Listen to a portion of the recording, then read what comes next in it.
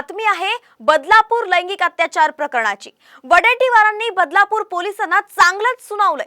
गुन्हा दाखल करण्यात दिरंगाई का केली असा सवाल त्यांनी केलाय। तर शाळेतील सीसीटीव्ही बद्दल पोलिसांना त्यांनी विचारणा केली आहे। तर या संदर्भात आता विरोधी पक्षनेते विजय वडेट्टीवार चांगलेच आक्रमक झाल्याचं पाहायला मिळतंय। ते कोण तुमच्या पोलीस स्टेशनवर बसवते ना, त्यामुळे पेपर प्रेसकडे जाऊ नका, तिकडे तक्रार करू नका। ते एफआयआर घ्यायला तयार नव्हते आणि तर ठरवलं होतं की हे सगळं प्रकरण दाबायचंच असं ठरवलं होतं त्या। आणि तुम्ही 11-12 त्या पोरींना त्यांना बसवून ठेवलं, त्या सगळ्यांवर कारवाई तुम्ही आता निलंबनाची केली।